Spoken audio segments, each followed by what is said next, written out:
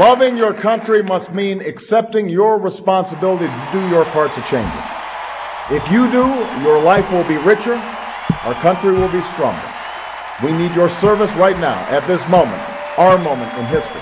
This is probably the most crucial and decisive election ever held in the history of our nation. We've come a long way. I've experienced a lot of things in my life and seen a lot of history in the past. And Obama represents the progress that we've made in the past 50 years or better.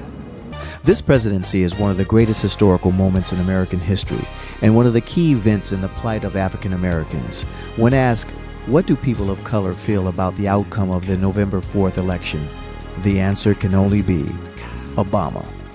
Tears of joy. The biggest historical event in the world, ever. They brought us here in chains. They said we were nothing. The Supreme Court said we were property. The Supreme Court said we weren't even human. The Dred Scott decision. And look at us now. We couldn't even ride on buses. We couldn't sit anywhere in restaurants. And look at us now. That's the true genius of America. That America can change. Our union can be perfected. For this is not a struggle for ourselves alone. It is a struggle to save the soul of America. What we've already achieved gives us hope for what we can and must achieve tomorrow.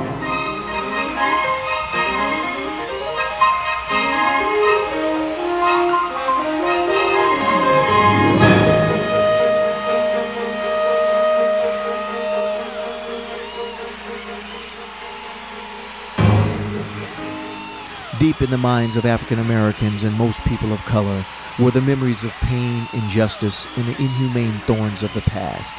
The thought of America coming together as one is the first step towards healing and permanent change. But I do think that the day will come in the not too distant future when the Negro vote itself will be powerful enough to be in a coalition with liberals in the white community and thereby elect a Negro president of the United States. The day is here, and there's a feeling that the promised land King spoke of is not far away. I think we as a nation have to move to the place where people are elected to public office on the basis of their abilities and not their national origin or their color. What about the chances of a black being elected to the office of president or vice president? I think we'll see that in our lifetime also. This is your victory.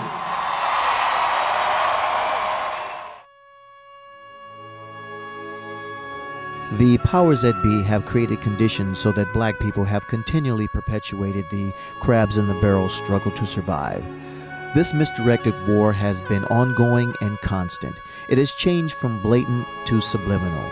Unsavory things have been systematically pumped into our neighborhoods to keep the struggle alive and the anger at the forefront and in the minds of the have-nots.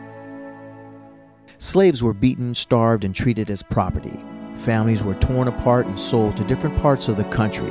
Although this weighed heavy on our body and soul, there was always hope that one day freedom would come and ethical and moral actions would win over illogical acts.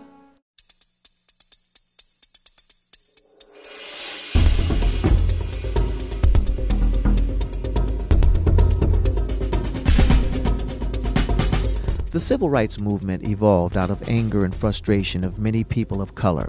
Leaders from all over the country surfaced. A strong focus spearheaded in the center of racism, which was the South. Martin Luther King, Malcolm X, Andrew Young, Abernathy, Jackson, and among others, coupled with organizations like SCLC, NAACP, Baptist Convention, and a host of others, joined in to make life bearable for blacks while increasing opportunities and equality. We must continue to engage in creative protest to break down the system of segregation. And we must act now before it is too late, for the shape of the world today does not afford us the luxury of an anemic democracy.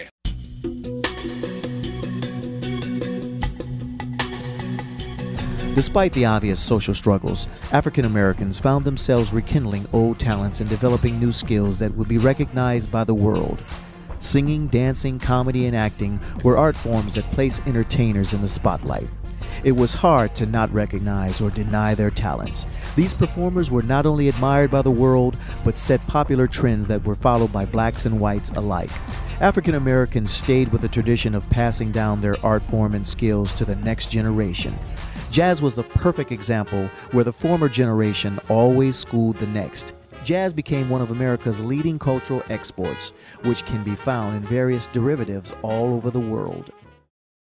While artists excelled on the stage, athletes broke ground on the fields, courts, tracks, and rings. It was easy to deny participation of black athlete competitors, but as time went on, their overwhelming skills forced mainstream counterparts to measure up.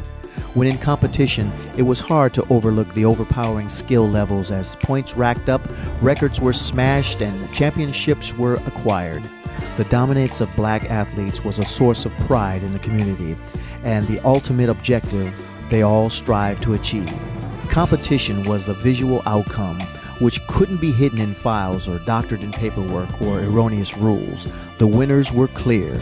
They stood out, and they stood tall. A lifetime of struggle that I had heard from my ancestors.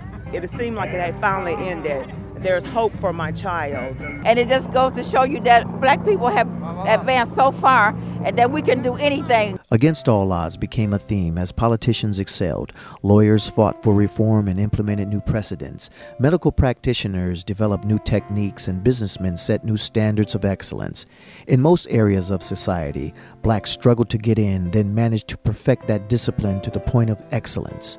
Political, social, business, athletic, and entertainment pioneers became trailblazers and stars. The more blacks participated, the more they achieved. It is undeniable that blacks had made their mark as a race, and the pride bled over to the social, attempting to overshadow the deep-rooted pain. Every individual victory and accomplishment became a personal victory for everyone, regardless of their profession. I just didn't think it was possible, at least not in my lifetime. As we move forward to reflect upon this presidency, it represents every dead ancestor who fought in the struggle, every pair of worn-out hands and eyes that labored in the sun harvesting, every cheek that is turned for another strike, every living elder who scrubbed floors and waited on disrespectful patrons, every brick that was laid that built this country, every track that was hammered to the ground and carries the next generation of Americans. The tears are in remembrance of the last 100 years of praying for the one day the pain would be equalized by an act of overwhelming progress. It's an opportunity for my son to really become the president of the United States, and it's wonderful. Prayers have been answered that Americans would act by logic, reason, and facts, and only see a transparent candidate. Yes, they did, as evidence is seen in our transparent tears of joy. This day has changed me because now I want to be a doctor. No matter what color you are, no matter how much education you have, step out there and do what you can do and do it. Those steps were built by slaves. They built those steps not knowing that one day someone who looked like them would be able to stand and take that oath of office. That for me will be the moment where we can finally say, free at last. We've freed ourselves at last. I hope you remember this as the moment when your own story and the American story came together, and in the words of Dr. King, the arc of history bent once more towards justice.